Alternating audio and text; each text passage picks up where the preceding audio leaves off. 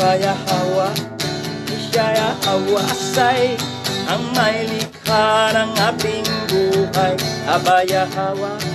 Bawa kwartawab, abaya hawa. Bawa kwartawab, abaya hawa.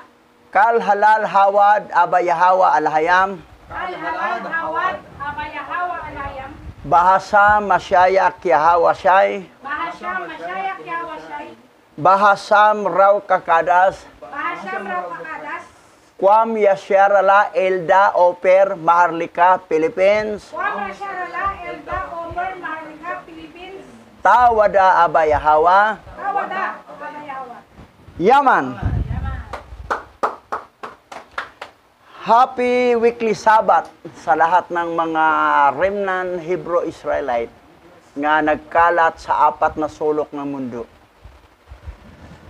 Ngayon, diretso tayo. Wala muna tayong batiin.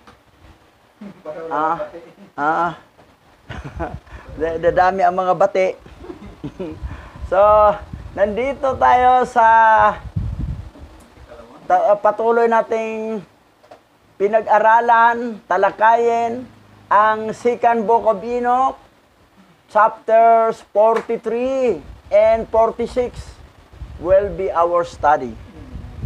Ang ikalawang aklat ni Enoch, kabanata 43 at 46 ang ating pag-aralan. Wala tayong nilaktawan na chapter.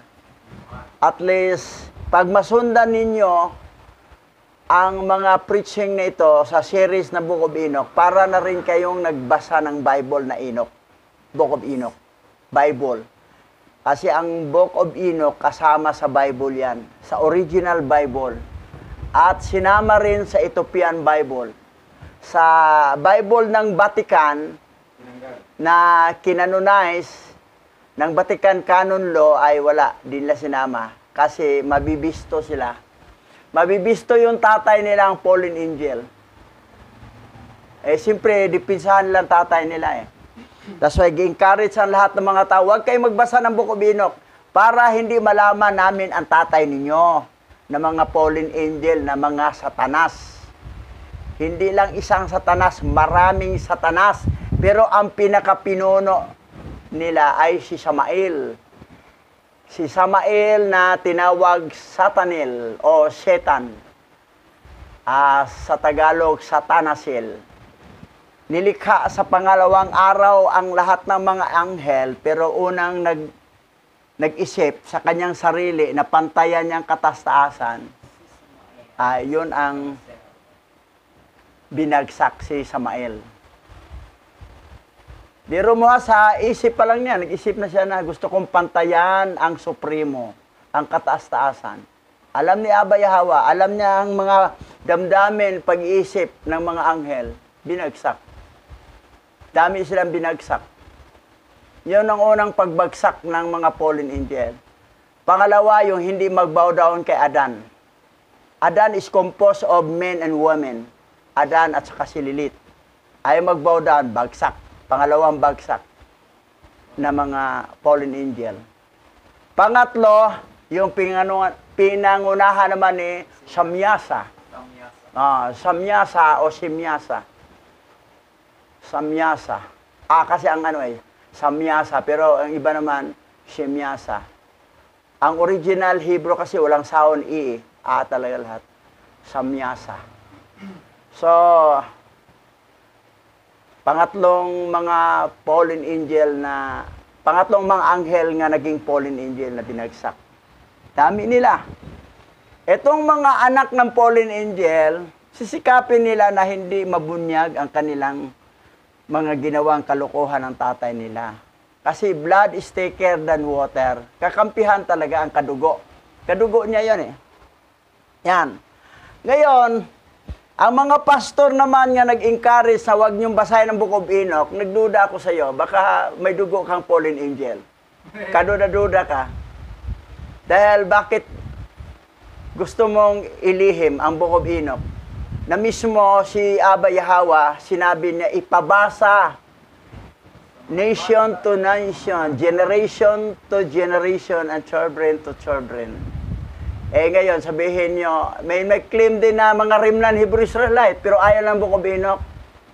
Nagdududa ako sa inyo, hindi kayo totoong Rimlan Hebrew Israelite. Bakit anti-Book of Enoch kayo? Ayaw ninyo sa Book of Ethiopian Bible? Yan ang naiwan ngang totoo eh. Dahil ang 777 books, kinurap na ng Vatican. Pero mabuti lang, may kopya si King Solomon na binigay niya sa kanyang anak na si King Mehelik, na founder ng Ethiopia. At yan, may bansang Ethiopia sa Africa. Yan ang Ethiopian Bible. Kaya lang divided lang Ethiopian roon, mayroong Tiwahido Church doon na para bang Orthodox Catholic ang dating nila eh. Pero yung mga Rimnan Hebrew Israelite doon, tribe of Judah, hindi ganon. Talagang bukod tangi sila. So, yun. Ngayon, dito na tayo. Simulan na tayo. Moving forward. Sira yung pindot-pindot natin. Bibili na tayo, order tayo sa Lazada uli. Okay, basa. Ang ikalawang aklat ni Enoch, Kabanata 43, verse 1 to 2. Ipinakita ni Enoch sa kanyang mga anak kung paano niya sinukat at isinulat ang mga paghatol ng alahayam. Aking mga anak, sinukat at isinulat ko ang bawat gawa at bawat sukat at bawat matuwid na paghatol. So, binalita ni Enoch sa kanyang mga anak, yung narinig niya kay Abay Hawa, mula sa simula sa creation hanggang sa pinakahuli, yung final judgment, na ang paghatol sa bawat matuwid. Kasi matuwid talagang paghatol, hindi naman si Abay Hawa eh. Sa pamagitan ni Mashiach Yahweh siya eh. Ngayon, tuloy tayo, moving forward. Basa. Kung paanong ang isang taon ay higit na marangal kaysa sa iba. Gayon din ang isang tao na higit na marangal kaysa sa iba. Ang iba ay para sa malaking pag-aari. Ang ilan ay para sa karunungan ng puso. Ang ilan ay para sa partikular na talino. Ang iba para sa tuso. Isa para sa katahimikan ng labi. Isa para sa kalinisan. Isa para sa lakas. Isa para sa kagandahan. Isa para sa kabataan. Isa para sa matalas na isip. Isa para sa hugis ng katawan. Isa para sa pakiramdam. Hayaan itong marinig sa lahat ng dako. Ngunit walang mas mabuti kaysa sa may takot sa alahayam. Siya ay magiging mas maluwalhati sa darating na panahon. Biro mo ha, sa bawat tao may kanya-kanyang gift na binigay kay Abay Hawa sa kanila. Mayroong, sabi rito, wala tayong pangano ha, ang iba ay para sa malaking pag-ari. Mayroon talagang mayaman. Marami siyang property. Ang iba. Dito sa, lahat na yan ha, kasama ng mga fallen angel dyan, mga anak ng fallen angel. Basta lahat ng tao sa mundo. Mga serpent seed o seed of the woman. In other words, serpent seed, seed of the fallen angel, and seed of the woman, this binhi ni Yahweh. Lahat-lahat na to, ganito. Malaking pag-ari. Ang ilan para sa karunungan sa puso. Yung puso niya matalino. Karunungan sa puso. Ang ilan naman ay para sa partikular na talino. Mayroon talagang tao matalino. Kung may matalino, may bubo talaga. May talino eh. Pero sorry lang sa mga bubo ha. Wala kayong gift binigay sa inyo. Baka iba ang gift binigay sa inyo. Ang ilan, Ang iba para sa tuso. May mga tao talagang tuso. Likas to. Malikas yan. Malikas. Alam mo ba ang taong tuso? Ganito magsalita eh.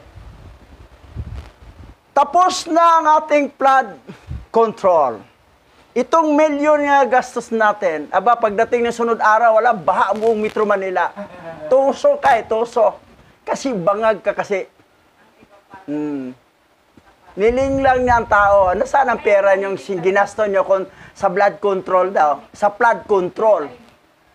Eh, kung naayos siya ang flood control, dapat wala ng baha. Sabi niyo, wag isisisi lang natin kay Duterte. Aba, ipasa pa, sino ba presidente? Hindi naman si Duterte ang presidente ngayon. Iyan ang iba para sa tuso. Tuso talaga. In other words, mambubudol. Oh, budol. May tao talagang ganon. Isa para sa katahimikan ng labi. Yun. Yung hindi marunong magmarites. May gift talaga siya na hindi siya marites. Tahimik lang siya ng labi. Hindi siya magdadaldal na talagang Sa Bisaya pa, hilumon. Pero hindi naman siya mahiyain. Hilumon lang siya.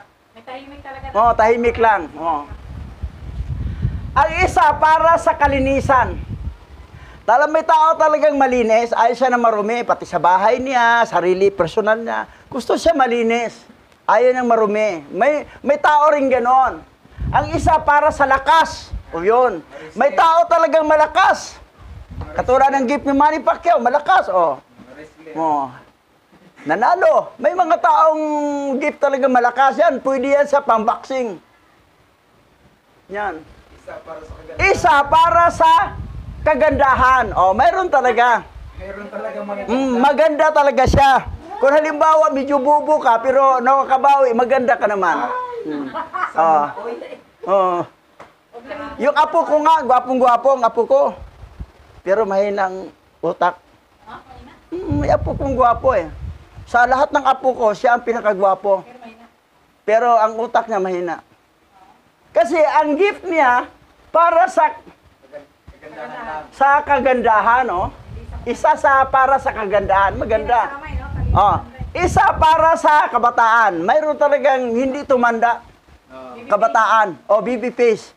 Kahit na mga 70 years old na, magmukha lang siyang 40. Hindi tumanda. May gift yun niya. Ang isa para sa matalas na pag-iisip. Mayroon talaga. Iba yung talino sa puso, iba yung matalas sa pag-iisip. Madaling makaintindi is kalahati pa lang sinabi mo, alam na niya lahat ang buong sasabihin mo. Kasi matalas ang pag-iisip niya. Ang isa para sa hugis ng katawan. Mayroon talaga, Coca-Cola body. May mga builders. Mga nag-gym. In other words, Coca-Cola body, hindi yung beer body.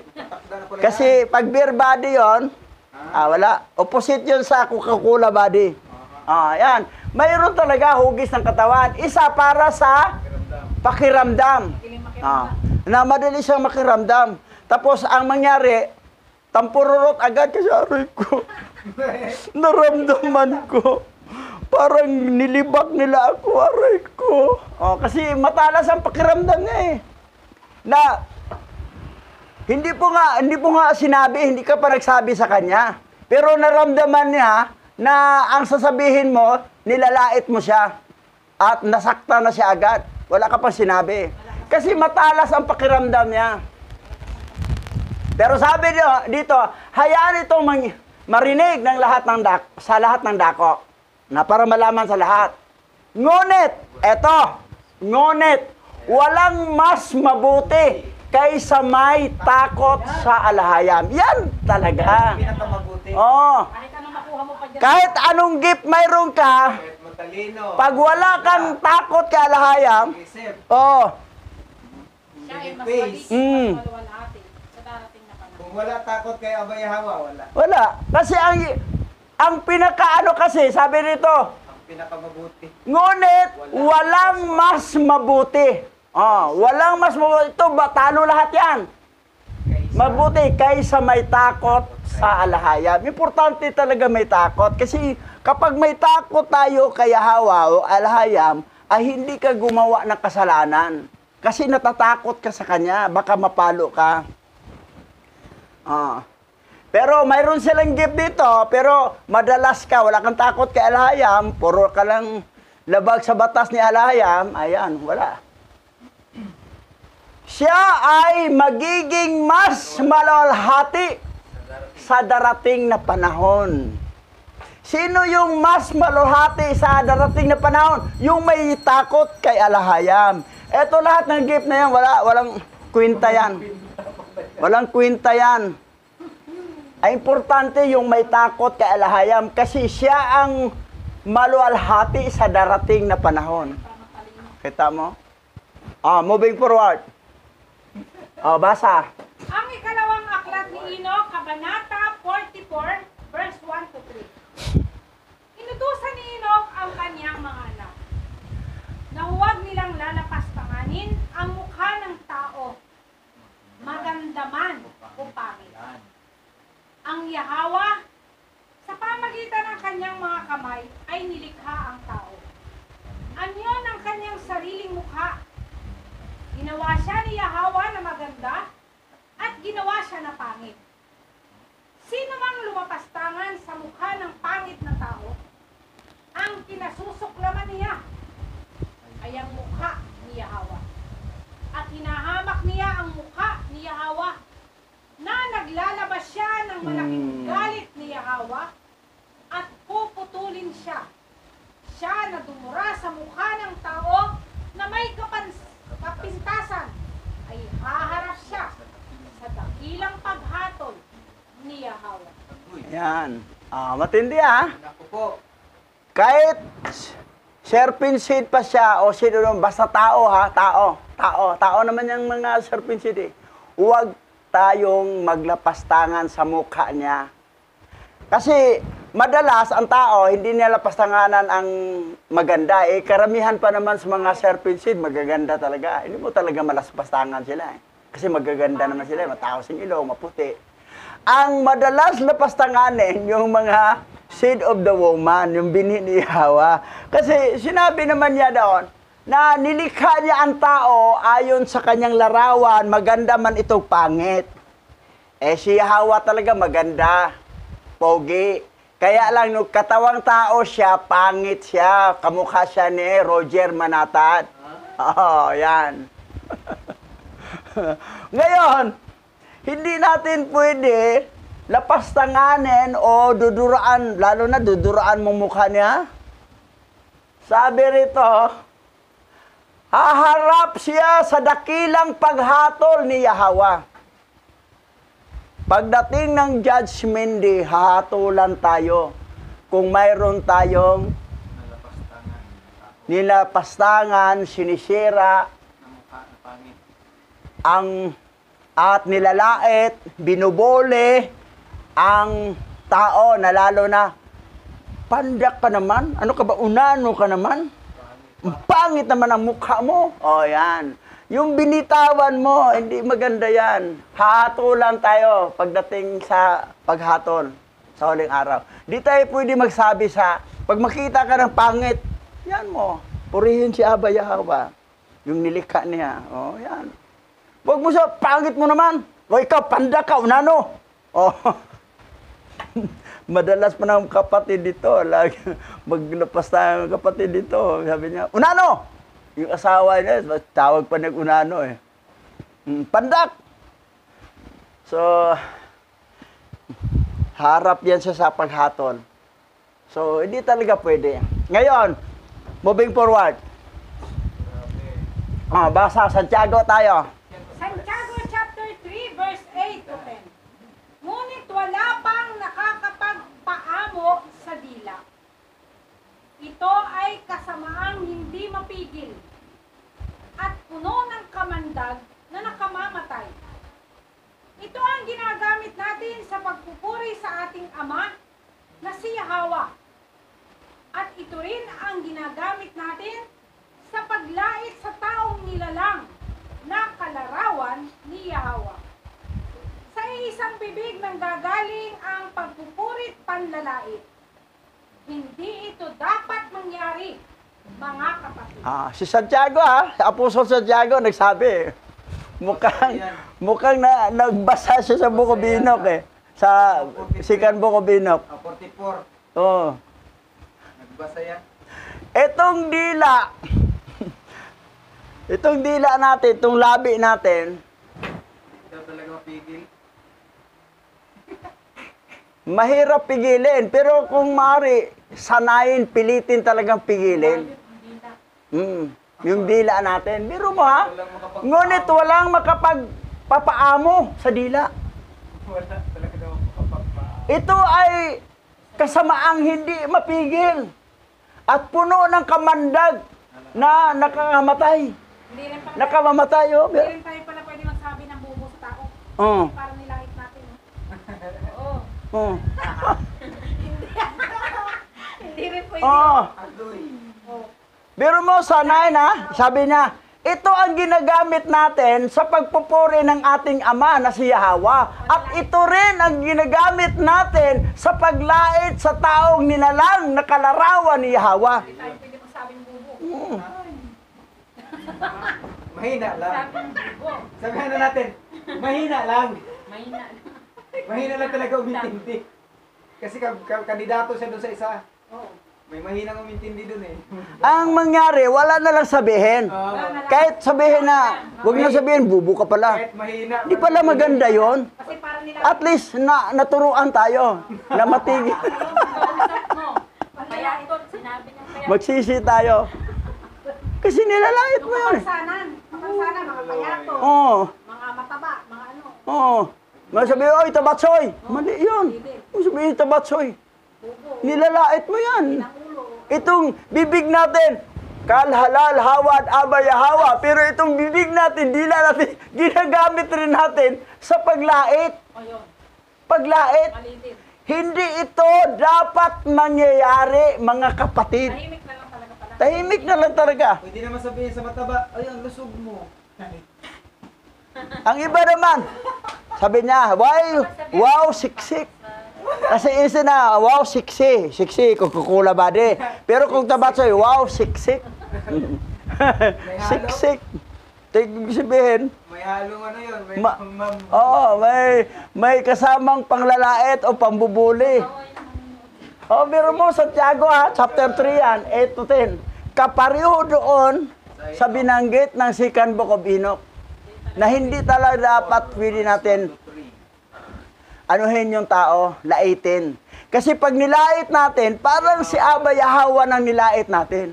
Kasi kalarawan niya Oo, nilikha ang kalarawan maganda at pangit ang kasi hindi naman pala kabilang dito ang mga serpent seed, mga seed of the woman, seed of fallen angel. Kasi mga gwapo naman sila hindi sila pwedeng laitin. Gwapo sila Ang madalas laitin talaga yung seed of the woman.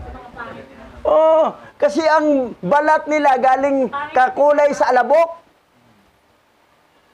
So, hindi, madalas kasi nilalait yung mga bini ni Hawa si Hawa, bini niya yun Tapos, Kasi yung utak nila galing lang sa amin. So, at least nakuha tayong aral, ingat tayo sa dila. Kahit mahirap po pigilan, mahirap po. Mahirap po. Makapagpaamo sa dila. Ngunit wala pang makakapagpaamo sa dila. Ito ay kasamaang hindi mapigil. Puno ng kamandag. Kasi nakakasakit Kasi nakakasakit nakamamatay. Pero yung gilinaw dito na hindi dapat mangyari, hindi ito dapat mangyari, mga kapatid. Na sa isang bibig nanggagaling ang pagpupurit, paglalait. Pinupuri mo si Yahweh. Kal, halal, hawad, Abba Yahweh means praise, all glories and honor belong to you, Abba Yahweh. Pero yung nanggit mong praise and glory and honor, tapos ito rin ginagamit sa nilikha ni Yahweh. Ang iba, matindi yung duraan mo pang mukha. Yung masahol yan. Magduduraan mo yung mukha ng ano dahil galit ka sa kanya ganon. So, tuloy, moving forward. Basa. Mapalad ang tao na hindi nagtuturo ng kanyang puso na may masamang hangarin laban sa sinumang tao. At tinutulungan ang napinsala at gagawa ng pag-ibig sa nangangailangan. Sapagkat sa araw ng dakilang paghuhukom, ang bawat timbang ng bawat panukat at sa bawat bigat ng timbang ay magiging gaya sa merkado. Ibig sabihin, sila ay ibinitin sa mga timbangan at ang bawat isa ay susukatin at ayon sa kanyang sukat o bigat ay kukuha ng kanyang gantimpala. Saan binabase ang gantimpalang tatanggapin natin sa langit? Ayon sa timbang ng bigat natin. Kung puro lang pasaway ang ginawa natin sa lupa, ilik ka naman, langit ka naman, kaya magaan, parang ang bigat para na lang, 1 gramo lang. Pero ang iba talagang tapat, may takot kay Hawa, naglilingkod ng husto, yung bigat niya parang 10 kilo. Ang bigat. So dito binabase ang ating gantimpala. Binabasihan ni Abba Yahweh. That's why, mapalad ang tao na hindi nagtuturo ng kanyang puso ng may masamang hangarin laban sa kapwa to. Yung puso niya, sabi ni, ikaw puso ha, manluloko ka pa naman, huwag mong gagawa ng kalukuhan ha. So, kasi sino mang kukontrolin mo, sariling puso natin. Okay, tuloy. Basa. Ang ikalawang aklat ni Enoch, Kabanata 45, verse 1 to 3. Ipinakita ng alahayam kung paanong hindi niya gusto ang mga hain ng tao o ang mga handog na sinusunog. Ngunit ang mga pusong dalisay at nagsisisi. Sino mang nagmamadaling maghandog sa harap ng mukha ni Yahweh, ang Yahweh sa kaniyang bahagi ay magpapabilis ng handog na iyon sa pamagitan ng pagbibigay ng kaniyang gawain. So, okay namang sa panahon kasi wala pa si Yahweh sa handog. Okay na, yun handog naman talaga sila. Pero tingnan natin, moving forward. Tuloy.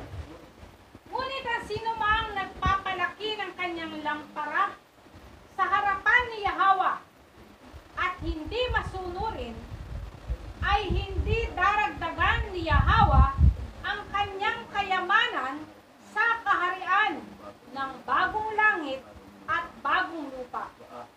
Kapag ang Yahweh ay humingi ng tinapay o laman ng baka o anumang iba pang sakripisyo ng paghandog, kung gayon, iyon ay wala. Ngunit ang pinakamahalaga na hinihingi ng alahayam ay ang dalisay na puso at pagsisisi. Si Hawa, okay naman maghandog sa kanya.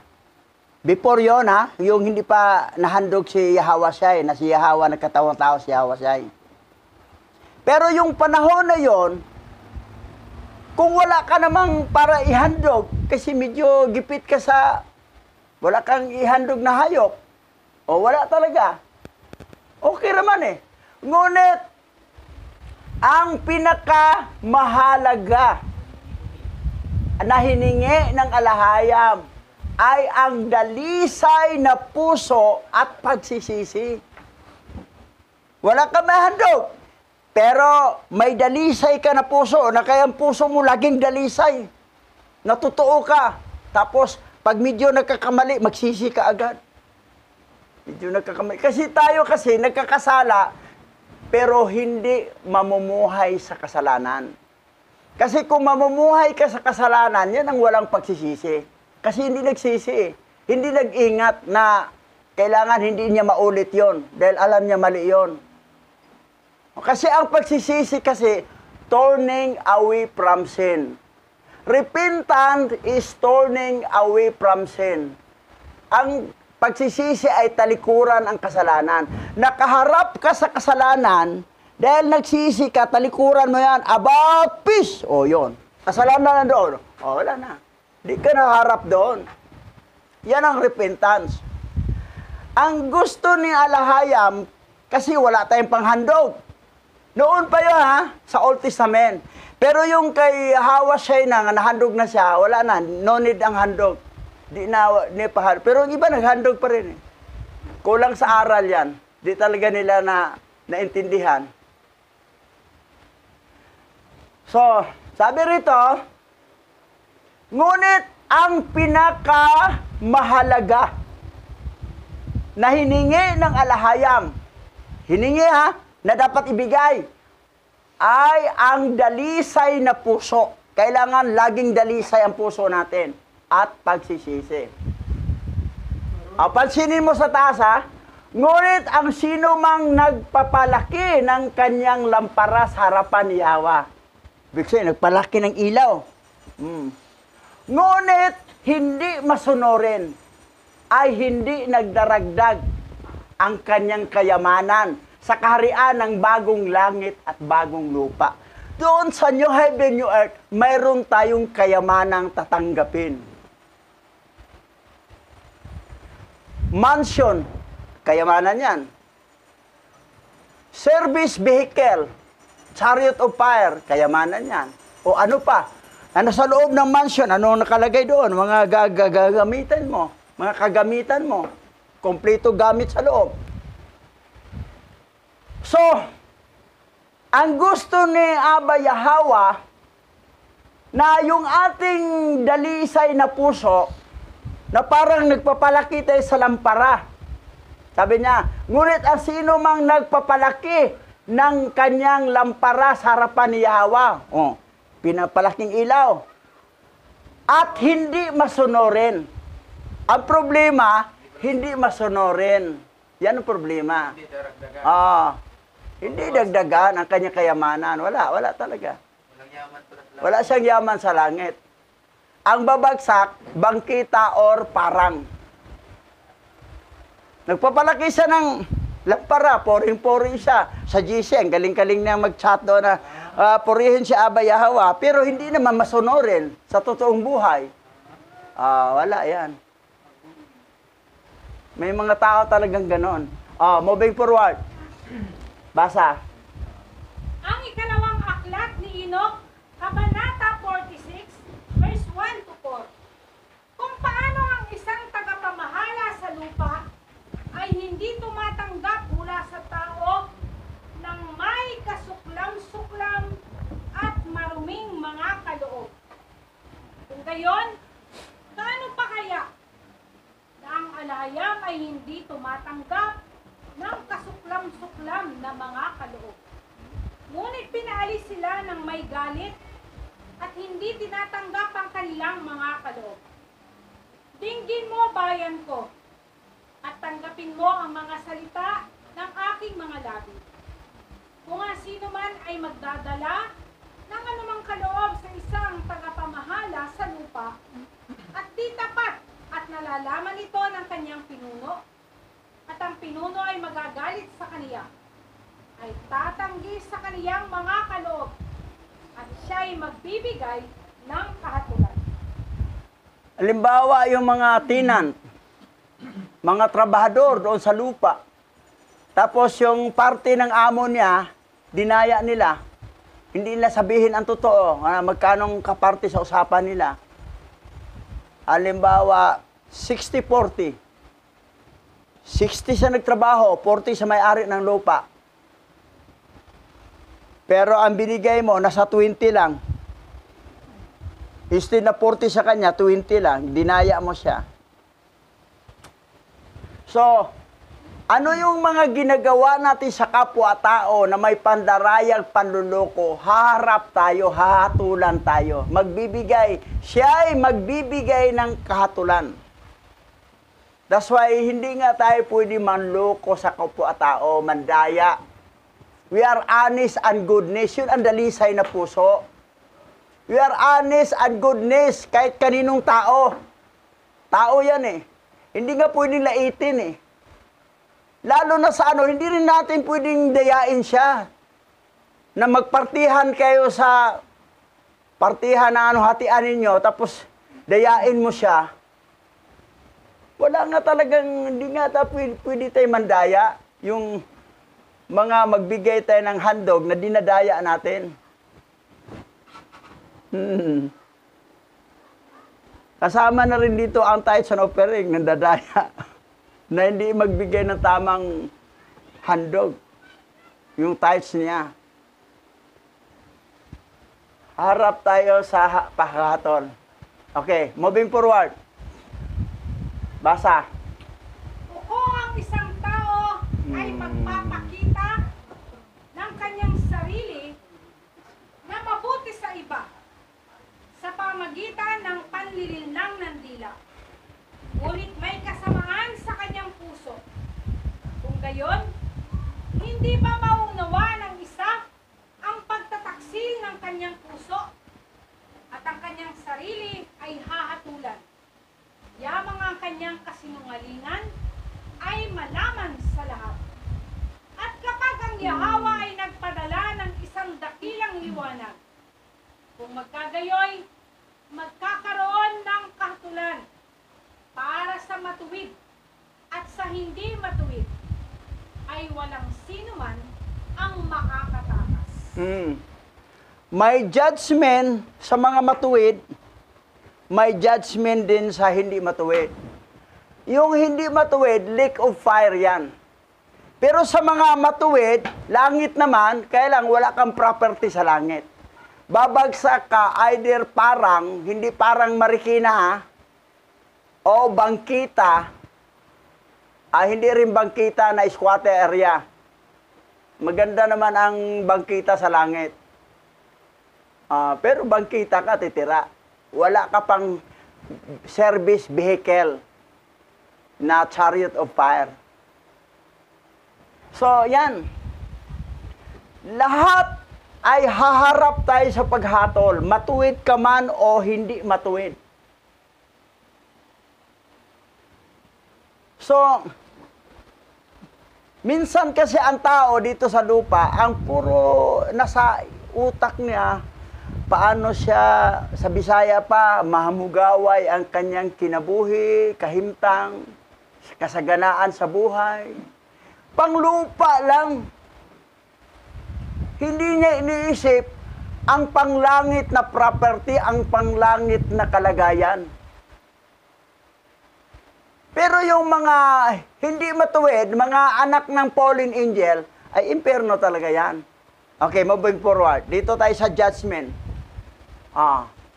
Basa. Ang huling paghukom. Pahayag chapter 20 verse 11 to 15. Pagkatapos nito ay nakita ko ang isang malaking tronong puti at ang nakaupo doon. Naglaho ang lupa't langit sa kanyang harapan at hindi na nakita pang muli. Nakita kong nakatayo sa harap ng trono ang mga namatay, maging dakila at hamak, at binuksan ang mga aklat. Binuksan ang isa pang aklat, ang aklat ng buhay. Hinatulan ng mga patay ayon sa kanilang ginawa, batay sa nakasulat sa mga aklat. Iniluwa ng dagat ang mga patay na naroroon. Iniluwa din ng kamatayan at ng daigdig ng mga patay ang mga nakalagak sa kanila.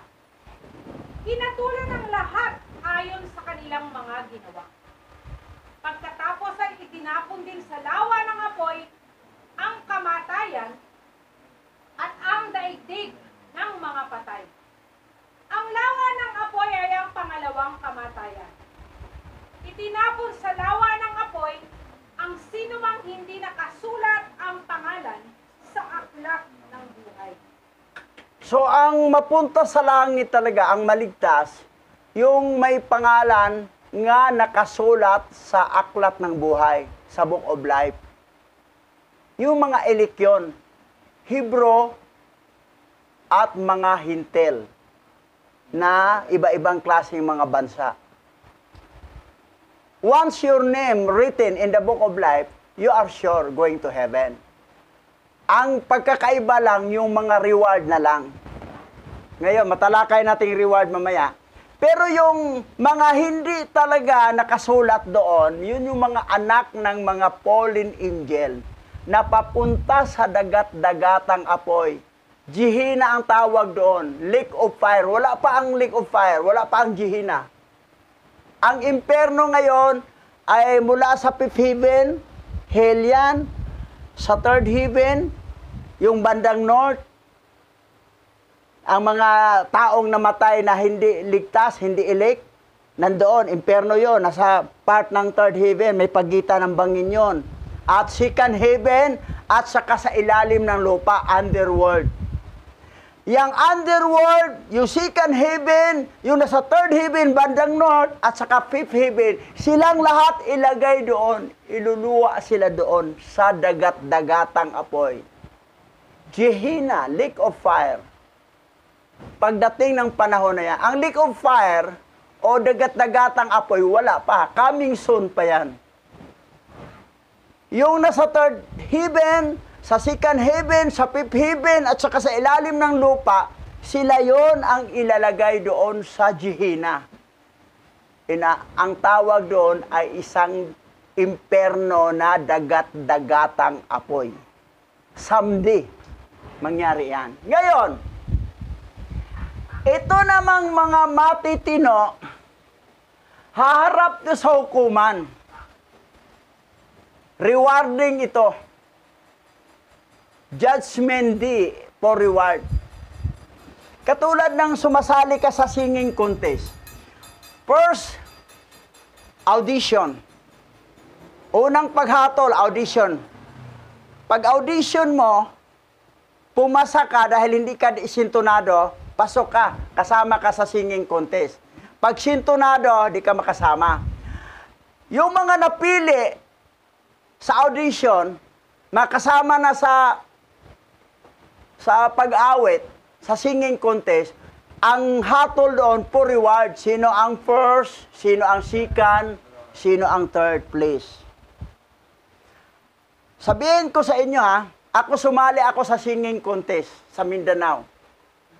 Totoo ito. Pumasa ko sa audition. 3 na kaming pumasa sa audition. Pag-awit namin 3, 3rd honor ako. 3rd place ako. Kasi 3 lang kami. Nakatanggap rin ako ng premyo. Kasi 1st place, 2nd place, and 3rd place. 3 kami. Nakatanggap ako. Nakakatuwa, di ba? Kasi hindi naman talaga ako gifted sa awit Hindi ako gifted. Pero at least, hindi ako sintonado. Pumasa ako sa audition. Kasi maraming sumali, bagsak mga sintonado. Tunog baka, tunog kalabaw, iba. Tunog palaka, hindi siya pumasa. Ako hindi ako sintonado. Kaya lang, hindi lang kagandahan ang boses ko. That's why 3 lang kami, naging 3rd place ako. Wow, na 3rd place ako, tutuwa sila. Mabuti na, ang galing pa sumawit mo, na 3rd place ka. Kasi 3 lang kami.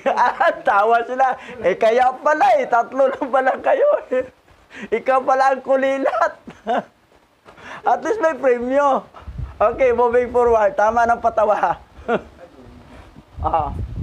Gayon, bakit may ilalagay sa imperno, sa Gehenna, sa dagat-dagatang apoy, at mayroong hindi, pero hatulan pa rin? Kasi ito ang nakasulat sa original Bible. Kung sino yan, basa. Genesis chapter 3 verse 15. At naglagay ako ng alitan sa pagitan mo at ng babae, at sa pamagitan ng iyong binhi, ng mga nahulog na anghel, at ng aking binhi, at kanilang dinurog sila ng kanilang mga ulo, at kanilang dinurog ang iyong binhi ng kanilang mga saw. Mag-aaway talaga ito. Mayroon talagang, alitan. Ang mga seed of serpent or binhi ng fallen angel, galit talaga sa'yo yan na ikaw ang binhi ng babae. Seed of the woman ka. Galit sa'yo. Pag mag-share ka sa kanya, baliktarin pang kwento. Parang nag-aaway na ka, nisisigawan. Kasi, may alitan yan may enmity between seed of the woman and seed of the serpent. Baliktarin pa ang kwento. Pero hindi bale, sinisiraan ka. At least nag-glorify naman si Abba Yahweh dahil nag-share ka. Wala na tayong sagutin sa kanya, pag ganon. Na parang ginawa pa tayong kontrabida. Katulad ng Bible nila, ginawa tayong kontrabida. Kayong mga anti-Hesus Kristo, mga anti-Kristo kayo Sa Bible ninyo, kontrabida kami. Pero sa Bible namin, na original Bible, kayo ang kontrabida. Hindi kami. Kami ang bida, kayo ang kontrabida. Kasi ayaw nyo kay Hawa siya Kahit ano explain, di talaga maniwala. Papanig talaga sa tatay mong fallen angel. Kasi dugo mo, fallen angel Naglalagay ako ng alitan sa pagitan mo at ng babae. Sa pagitan ng iyong binhi, kinausap ni Abba Yahweh dito, yung ahas. Pero alam niya na sa loob ng ahas ay may fallen angel na si Gadriel na tinuloy niya ng mga nahulog na anghel. Kasi hindi naman isa lang ang anghel nga nakaanak. Maraming mga anghel nakaanak taga sa lupa. Dumami rin ang binhi nila. At ng aking binhi, yung seed of the woman, binhi po yun ni Yahweh. Inamin niya, binhi niya Pero tinanggal ito sa Babylonian Bible. Tinanggal itong binhi ng anghel at saka aking binhi, tinanggal nila. Ang pinalatag nila, ang seed of the woman lang at saka seed of the serpent. Tinanggal lang yung aking binhi. Sinabi ni Yahweh, binhi ni Yahweh at saka binhi ng nahulog na anghel. Kita mo? Bawas. Binawasan nila. Okay, tuloy tayo. Basa. 1 John chapter 3 verse 9 to 10. Siya na ay pinanganak sa alahayam ay hindi magpapatuloy sa kasalanan dahil ang kanyang binhi ay sisibol sa kanya. At hindi maaaring magpatuloy sa kasalanan dahil siya ay pinanganak sa alahayam. At malalaman natin kung sino ang mga anak ni alahayam at ang mga anak ni Satanas. Ang bawat taong hindi gumagawa ng mabuti ay hindi sa alahayam. At gayon din, ang bawat isa na hindi nagmamahal sa kanyang kapatid. So, ang talatang ito, gas-gas na to sa pangaral. Mayroon talagang anak ni Satanas at mayroong anak ni alahayam. Anak ni alahayam at saka anak ni Satanas. Sabay silang dumadami sa mundong ito. Anak ni Satanas, in other words, binhi ng fallen angel, kasi ang mga fallen angel, Satanas sila At anak ni alahayam, anak ni Yahweh, alahayam. Ngayon, ano ba ang karakteristik sa anak ni alahayam? Magkasala ba? Yes, nagkasala din. Pero hindi nagpapatuloy sa pagkakasala. Pero ang anak ni Satanas, tuloy-tuloy yun sa paggawa ng kasalanan. Hindi marunong magsisi yan. Enjoy na enjoy yan sa kasalanan. Kasi ang tatay nilang fallen angel, na ginawang fallen angel, nilaglag, yan ang ugali ay makasalanan talaga. Sumusuway, ayaw sumusunod sa utos ni Yahweh. Yung unang fallen angel, si Samael na tinatawag ng Lucifer doon sa Isaiah 14, verse 14. Si Samael yon na tinatawag na anak ng bukang liwayway, Lucifer. ay gusto niyang pantayan ang kataas-taasan. Kung mayroon kang ugali nga gusto mong pantayan ang amo mo, o yung senior pastor mo, may ugali kang ganon, mukhang may dugo kang fallen angel. Di naman tamang turo niya lahat yan. Kunin lang natin ang tamang turo, yung maling turo, di na tama. Parang naging mayabang, parang siya lang magaling. O, tingnan mo ang karakter niya. Karakter ni Samael yun eh. Di marunong magpasakop. Pag mayroong ugaling ganon, kala niya siya lang magaling. Aba, gusto pala niya, magaling din siya. Hindi naman tamang turo niya lahat. Mayroon matama, may mali. Aba, iba. Eh, ang gusto niyang tamang turo, yung mangaral siya sa impyerno? Akala ba niya makabalik pa siya? Kung nasa impyerno na siya? Hawakan siya doon. Ang gusto niya, may binhi ang tupa, may binhi rin ang kambing. Ano ba? Galing ba tayo sa hayop? Symbolic na niyang tupa, kambing. Ang tupa ay symbolic sa believer. Ang kambing symbolic ng unbeliever. Symbolic lang yan. Hindi binhi ng tupa, binhi ng kambing. Kasi pag ibinhi mo, galing ka pala sa kambing. Isa ba? Galing sa tupa.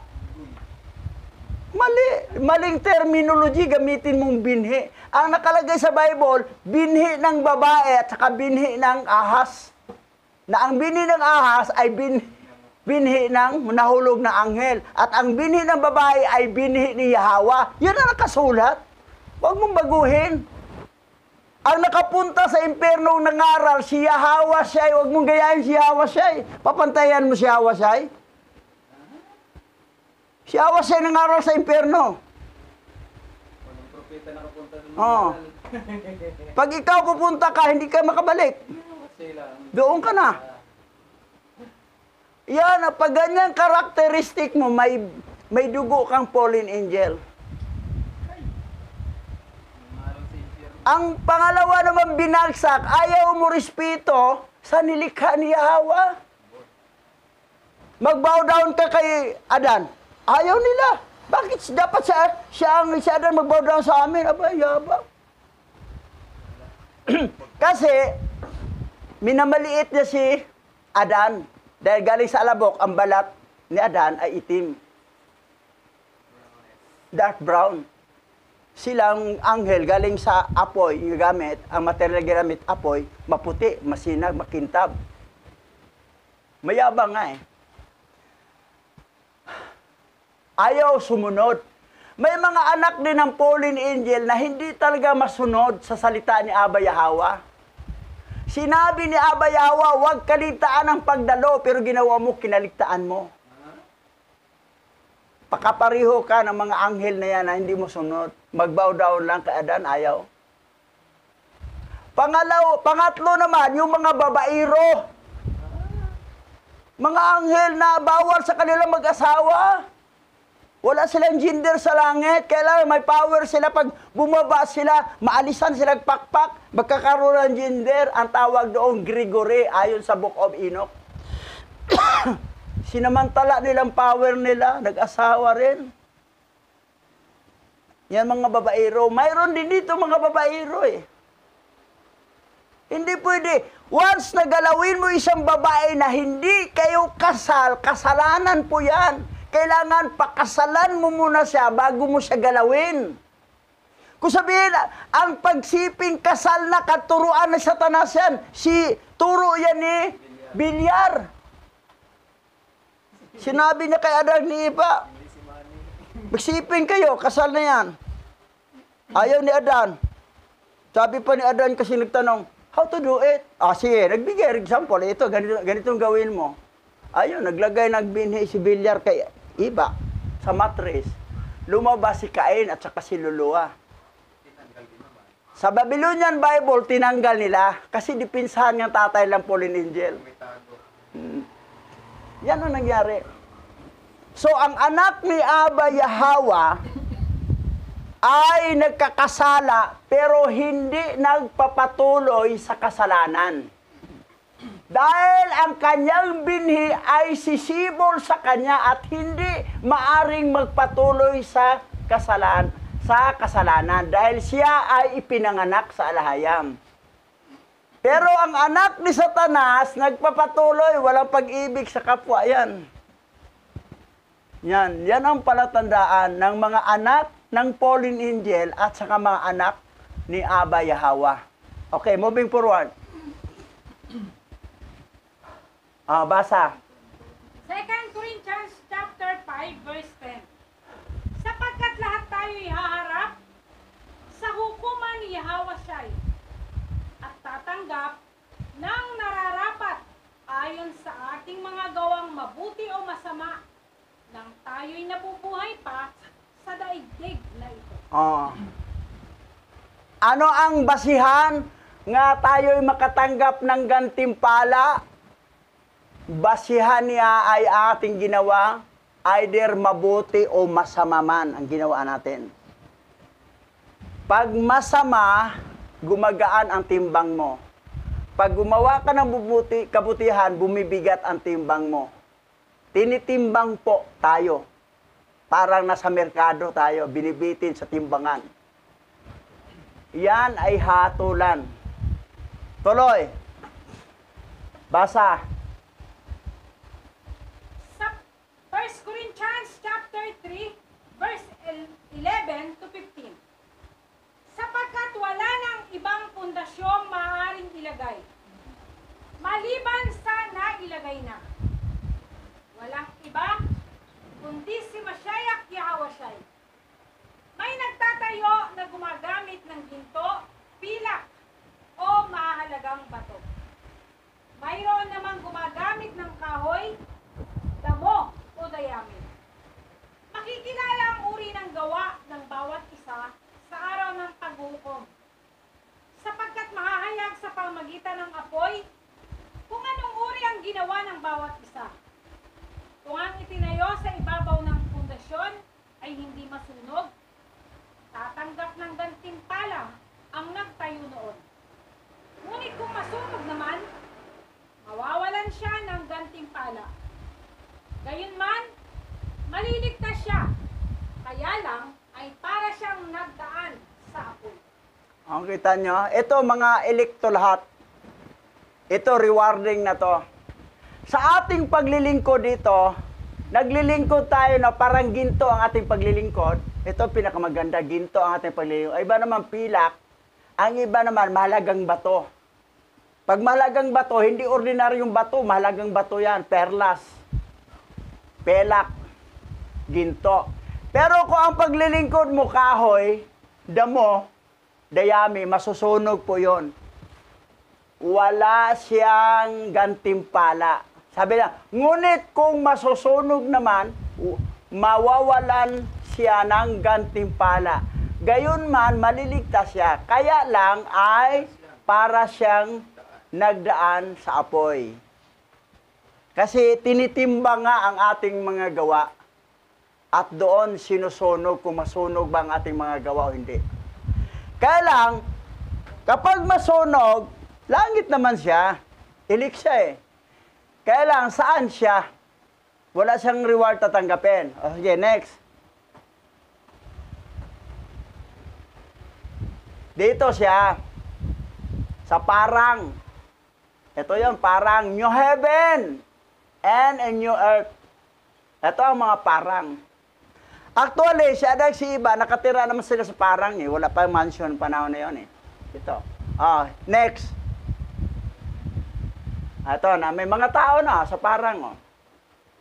Dito sila, titira sa parang. Parang katulad sa tirahan nila ni Adag ni Eva, sa parang.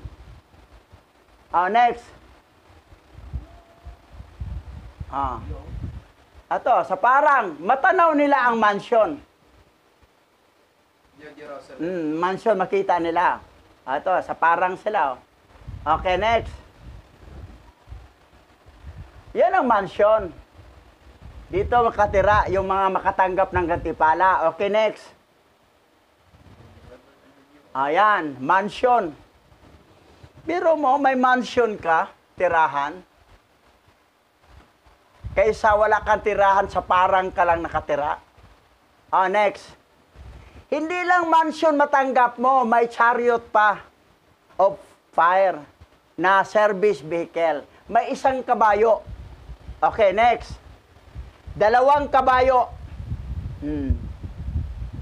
Naghila sa service mo. Next. 3 kabayo. 3 kabayo. Next, 4 na kabayo. 4 na kabayo. Ito, mabilis to. Maganda kasuotan mo. Kasi, ito ang may mansion ka, tapos 4 pa na kabayo ang maghila sa yung service vehicle. Ayan. Ngayon, moving forward.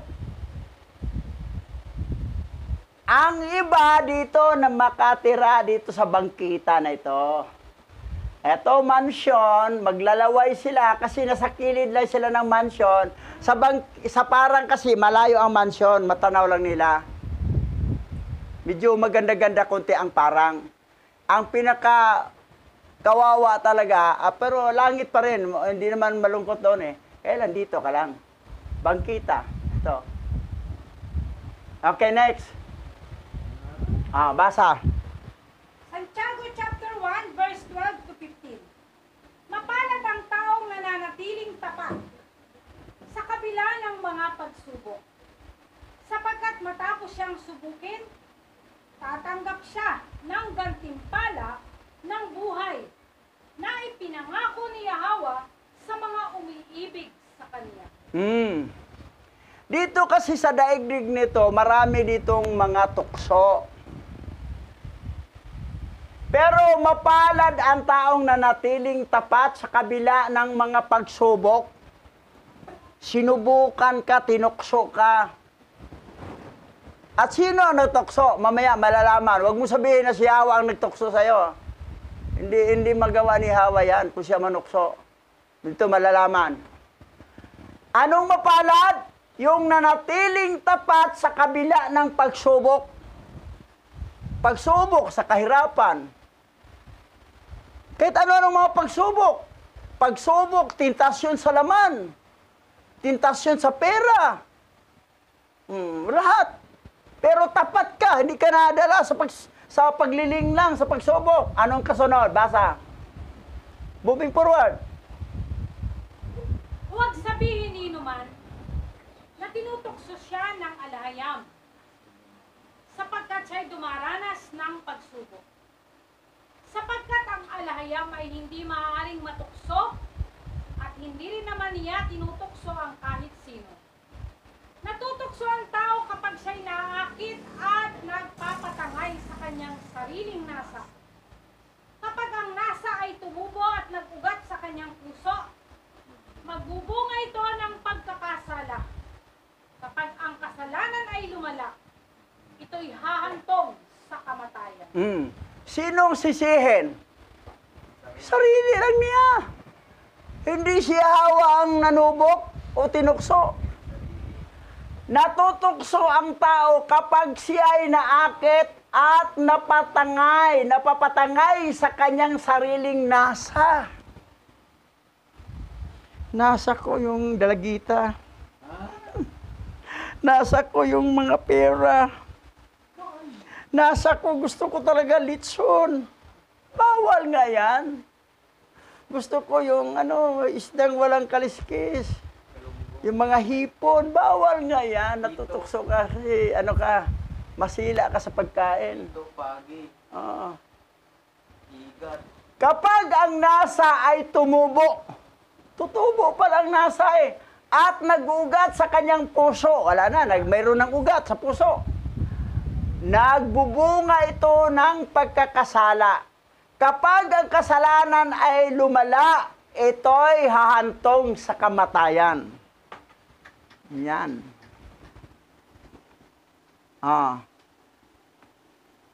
That's why, ang mga pagsubok ay tayo rin ang gumawa because of nasa. Feelings. Pandaraya ng puso mo. Alam mo, naramdaman mo, masama yan. Paglabanan mo ang puso mo kasi ang puso, mandaraya yan. Puso ng tao. Yan ang dahilan kung bakit ang raw kakadas manahan sa puso natin. sa pamagitan ni Mashiach Yahweh Shai para makontrol. Kung walang raw kakadas ang puso mo, wala. Next. Basa. Santiago chapter 1 verse 21 to 22. Kaya't talikuran na ninyo ang inyong maruruming gawa at alisin ang masasamang asal. Mapagpakumbabang tanggapin ninyong taimtim sa inyong puso ang salita ng alayam, sapagkat ang salitang ito ang makakapagligtas sa inyo. Mamuhay kayo ayon sa salita ng alayam. Kung ito'y pinapakinggan lamang ninyo, ngunit hindi isinasagawa, dinadaya ninyo ang inyong sarili. Hindi ibang tao nagdaya sa'yo, kundi ikaw lang mismo sa sarili mo nagdaya. Kapag ang salita ni Alahayam ay pinakinggan pero hindi mo sinunod ang sinabi doon sa salita, sa utos, sa kautusan ni Alahayam, hindi mo sundin. Dinaya mo ang iyong sarili. Sino sisihin? Di sarili mo rin. Dahil, sino bang nandaya? May tao bang nandaya sa'yo? Wala. Si Satanas bang nandaya sa'yo? Wala. Sino nandaya? Sarili mo lang. Huwag mong pambintangan lagi Satanas. Na si Satanas, kawawa naman minsan Satanas, lagi pinagbintangan. Sabi na, ano ba itong mga tao na puro lang Satanas pinagbintangan? Although, mayroon namang kalukuhan ni Satanas. Pero hindi naman natin kinampihan Satanas. May kalukuhan, pero hindi lahat ng panahon si Satanas pagbintangan mo. Ang sarili mo, dinaya mo. Sa nasa, sa piling. Gets? Kayo nanood sa YouTube channel? Kayo ay mahilig magbintang kay Satanas. Pero hindi ko kinampihan Satanas, kasi madaraya talaga yan, fallen angel yan. Pero hindi lahat ng panahon na nakasala ka, si Satanas laging gumagawa ng kasalanan para sa'yo, kundi mismo sarili mo, sarili natin, na dinaya tayo sa sarili natin ng nasa. Yung sariling nasa. Dahil isipin mo, parang hindi Satanas ang nandaya dito, Parang ako lang rin. Pigilin, kung puso ka, madaraya ka. Yan tinatawag na self-control. Pigilan mo ang iyong sarili. Pigilan natin ang ating sariling hindi magandang ipapagawa. Kasi napakinggan natin ang salita ng Alahayam na sinabi, hindi natin sinusunod, dinadaya natin ang ating sarili. Gets nyo, mga nanonood sa YouTube channel? Tama na, bugbog sarado na kayo. Joke lang joke lang. Ano lang yan? Expression ko lang yan. Baka masaktan kayo sa akin. Ayun patawa yan na medyo may kunting pangasar. Moving forward. Awit na pala tayo. We will serve Yahweh Shai, even when trials come. For none can separate us from the love of Yahweh. We are more than conquerors. No one can defeat us. We are chosen generation. We are the sons of Yahweh. We will serve Yahweh Shai. We will serve Yahweh Shai. As for me and my house, we will serve Yahweh Shai. We will serve Yahweh Shai. We will serve Yahweh Shai. As for me and my house, we will serve Yahweh Shai. We will serve. We will serve Yahweh Shai. We will serve Yahweh Shai. As for me and my house, we will serve Yahweh Shai. We will serve Yahweh Shai. We will serve Yahweh Shai. As for me in my house, we will serve Yahweh Shai. As for me in my house, for me in my house, we will serve Yahweh Shai. As for me in my house, we will Yahweh Shai. Tayo po manalangin, Pastor Richard. Let's pray again. O, ang karangalan ay para sa iyo, aming alahayam. Dakilain ang iyong pangalan, sambahin ka sa lahat ng mga labi ng iyong mga anak. Ang papuri, pagsambat, pagdakila ay nararapat sa iyo, aming Yahweh, ang tunay na alahayam ng iyong mga nilikha. Sa oras na ito, ang patuloy naming hinihingi aming Yahweh, ang patuloy na ang aming pinag-aaralan ay maging daan upang ang marami sa mga nakalimot sa banal mong pangalan ay muli itong maalala. At ang mga katotohanan ng aming pag-aaral sa aklat ni Enoch ay muling magpaalala sa kanila sa iyong natatanging kakayahan at sa iyong ginawa, lalo na ang banal mong pangalan, Yahweh Shai, na patuloy na gumawa ng ipagliligtas sa bawat isa sa amin. Ang ikaw ay nagkatawang tao at nabayubay doon sa punong kahoy, at ang iyong kamatayan at dugo ang nagdala sa amin ng kaligtasan sa pamagitan ng iyong pangako kay Adan. O aming Yahweh, sa lahat ng ayaw kang paniwalaan, aming kinatanggap na sila ay mga lahi ng mga fallen angel. Ngunit doon sa mga tunay na mga anak mo, aming hinihiling, alisin mo ang pagkabulag sa kanilang mga mata. Alisin mo ang kawalang interes sa pangunawa ng inyong mga salita. At sila'y palayain ayon sa katotohanang ipinapahayag mo sa amin sa pamamagitan ng aming bishop. Maranasan ng bawat isa ang makalaya sa gapos at tanikala ng kaaway na sumira sa iyong pangalan at nag-alis ng tunay na salita mo at ginawa nila itong doctorated. Yahweh aming alahayam, basbasan mo at pagpalain ang lahat ng makakinig sa YouTube channel na kanilang maunawaan ka sa pamamagitan ng mensahe na aming patuloy na tinatalakay sa YouTube channel na ito. Purihin aming Yahweh ang nag-iisa mong banal na pangalan.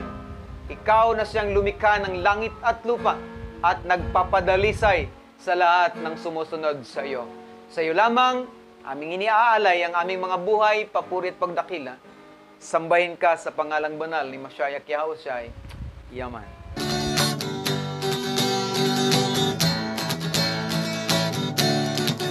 Aba Yahweh, siya Yahweh Shai, ang may likha ng ating buhay.